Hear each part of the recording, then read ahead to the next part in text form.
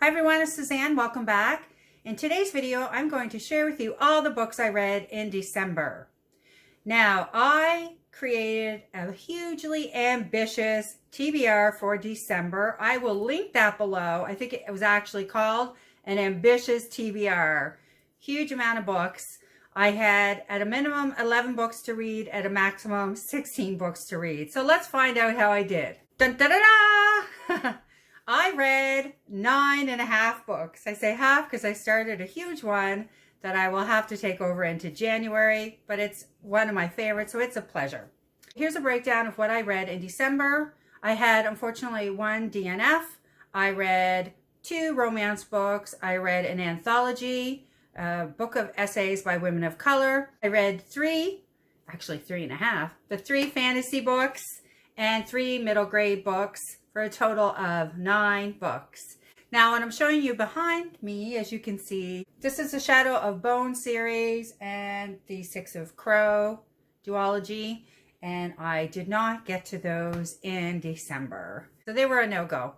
Now I'm going to share with you what I did read. I do not own all the books that I read. I get a lot of books from the public library. I'm a huge fan of the public library system. Please support them where you can. Now, as I mentioned, I get a lot of books from the library. Therefore, I do not have them all here to show you. And that falls under the first 2 romance books that I'm going to mention because I do not have them here.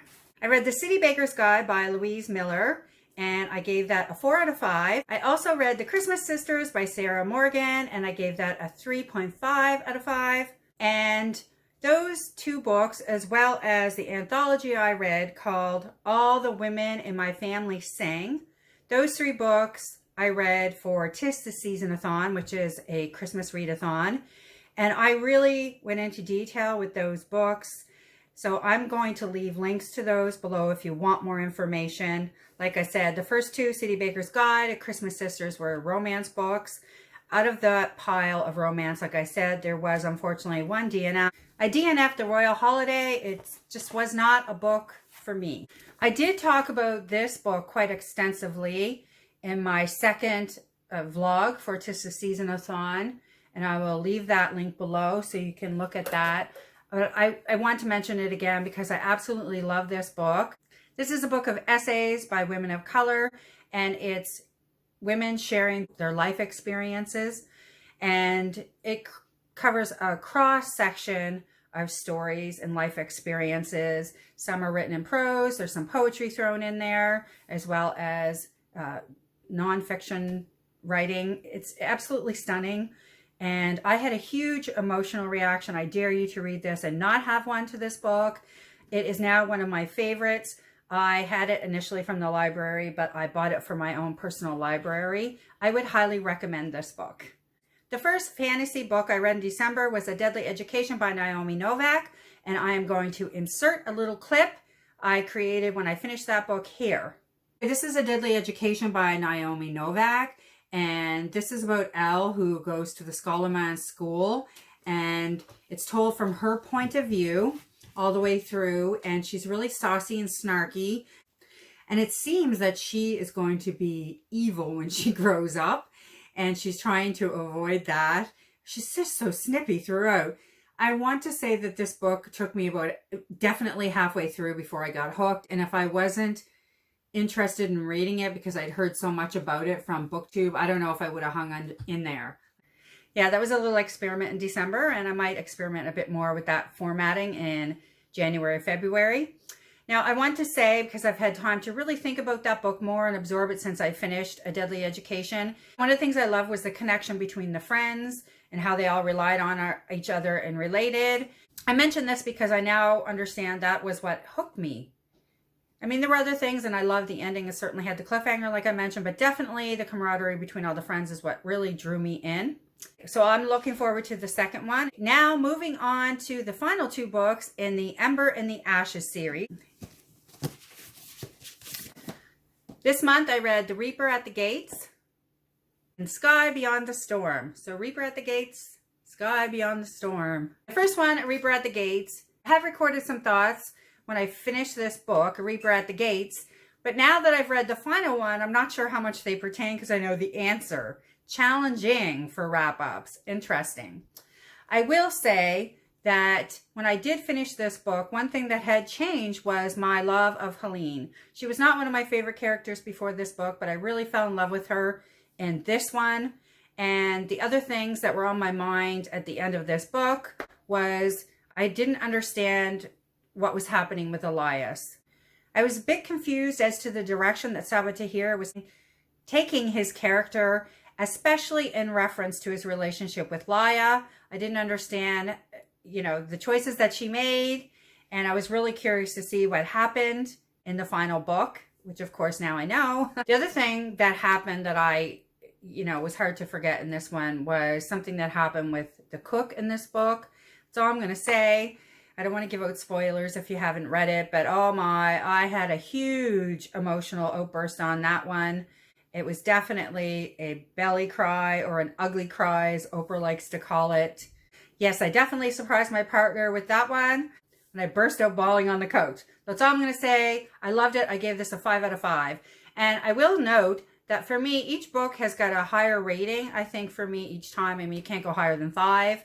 But it took me a while to get into this YA fantasy series. I found it very violent at the beginning. I wasn't sure if that was going to be a thing for me. Anyway, that's totally resolved. I'm in. And unfortunately, now I'm out because I finished.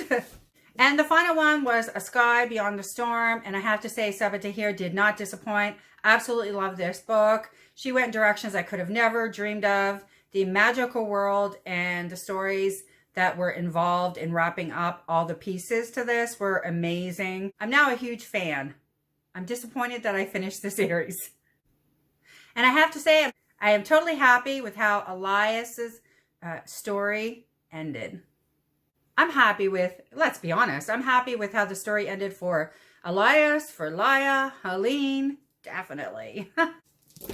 One of the other fantasy books that was on my list was Empire of Gold, which is S.A. Chakraborty's final book in the Davabad trilogy. And I got halfway through this by the time December ended. Anyway, I did want to note it because it's a huge book. Loved it. Yeah, finished in January. The final 3 books that I wanted to mention are read alouds that I did with my daughter, and these are middle grade books. And if you want to see more info on these books, I am doing a monthly family TBR and wrap up. I'll have a link below. But I do include the middle grade we read together on my total page count at the end of the month.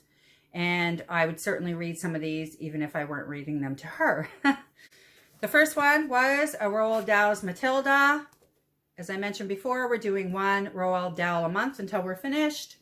The second one was Green Glass House. We listened to this one on audio. This is by Kate Milford, and we love this book. We read it because it was a touch of whimsy's book club choice for December. Good choice, ladies. We definitely loved that, particularly loved the ending of this book. And the final book was not actually on our family TBR, but we added it, and it was The Vanderbeekers of 141st Street by Karina Jan Glasser. And we added it in because we listened to this one on audio, actually for the second time, but we loved it every time. This is about a family with 5 children that live in Harlem. And I keep looking behind me because there's a puzzle back there from New York. And the reason that we read this book was because we did a New York themed Christmas party with books based in New York, as well as Christmas activities with the New York theme. It was really a lot of fun and lovely. I'll leave the link below in case you're interested in that and have a love of New York. And we listened to this while we made Christmas ornaments of New York. And now, of course, we've fallen in love again. So we're going to listen to one next month while we do actually the New York puzzle that's behind me. We didn't get to that activity in our New York party, but we're going to get to it in January. So look for that in the family TBR. All right, that's everything. Those were the 3 middle grade. That is my wrap up for December. I didn't quite make all the books like I mentioned from my ambitious December TBR, but I feel really proud of all the books that I managed to read in December because, of course, it's Christmas and it was a busy month and we had a great time, and I can read them in January and February. So you'll have to look out for my next TBR to see what I decided to do. Okay, thanks everyone. Now I'd love to hear the books that you read in December, and if you had any particular favorites, leave them down below. I'd love to know. and I will see you soon with another bookish video.